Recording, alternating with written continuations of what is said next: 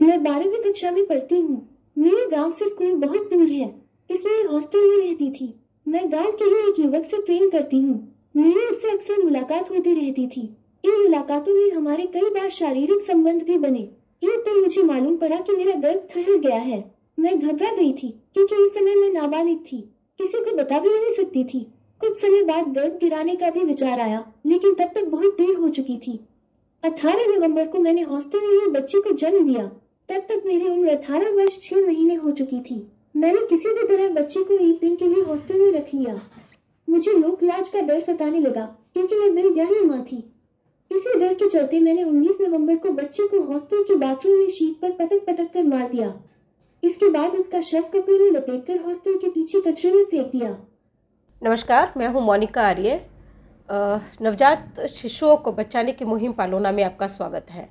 ये जो आपने अभी सुना, असल में ये एक 18 साल की किशोरी का एक वालिया जुर्म है, उसका बयान है। उसने अपना कन्फेस करते हुए, अपना क्राइम कन्फेस करते हुए पुलिस को उसने जो कहा वही यहाँ अभी आपने सुना।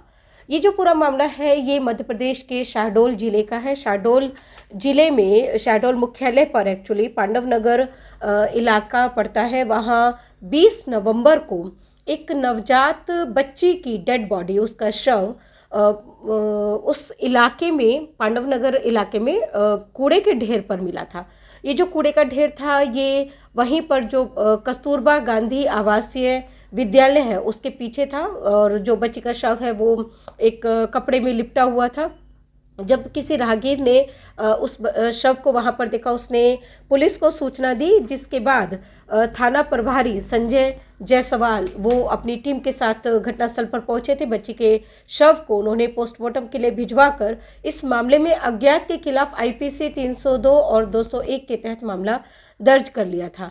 बच्चे का जब पोस्टमार्टम करवाया गया, जो शव का पोस्टमार्टम करवाया गया, उसमें ये निकल कर आया कि उसकी डेथ हेड इंजरी से हुई। दौरान पुलिस को कहीं से एक क्लू भी मिला। एक कॉलर ने उन्हें फ़ोन किया और बताया कि छात्रावास में रहने वाली एक लड़की के शारीरिक बनावट में कुछ परिवर्तन देखा गया है, और ये परिवर्तन ऐसा है जिसको कि नज़रअंदाज नहीं किया जा सकता। पुलिस को भी थोड़ा संदेह था कि हो ना हो इस बच्ची के तार जो है वो उसी कस्तूरबा गांधी जो आवासीय विद्यालय है उसके रेजिडेंट्स, उसमें जो रहने वाले हैं, उनसे जुड़े हुए हैं।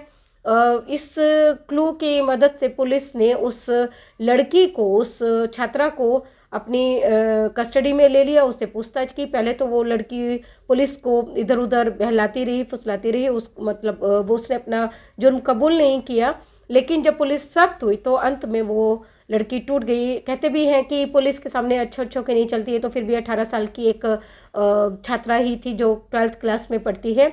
खैर, उसने जो बताया वो आपने यहाँ सुन भी लिया। उसने पुलिस को यही बताया कि उसका अपने ही गांव के एक युवक के साथ अफेयर था। ये जो लड़की है ये गोहपारू थाना क्षेत्र के में पड़ने वाले एक गांव की है। उसने बताया कि उसका जो अफेयर था उसी की वजह से उसने कंसीव कर लिया था, और हमें लगता है कि शायद उस लड़के ने, उसके बॉयफ्रेंड ने बच्चे की जिम्मेदारी लेने से इनकार कर दिया होगा। उसको समझ में नहीं आया होगा कि अब क्या करे। उसने 18 नवंबर को हॉस्टल में ही बच्ची को जन्म दिया। एक दिन किसी तरह उसने हॉस्टल में बच्ची को रखा, और नेक्स्ट यानी कि 19 नवंबर को उसने बच्ची की हत्या कर दी। बच्ची की हत्या जिस वहशियाने तरीके से की गई है उसको कोई भी सपोर्ट नहीं कर सकता है। लड़की कितनी भी मजबूर क्यों ना रही हो, लड़की कितना भी समाज से, परिवार से डरी हुई क्यों ना हो, लेकिन किसी बच्चे की हत्या करने की इजाज़त किसी को भी नहीं है। एक कहते हैं कि जो युवा अवस्था होती है वो सपनों की अवस्था होती है, वो कोमल भावों की अवस्था होती है।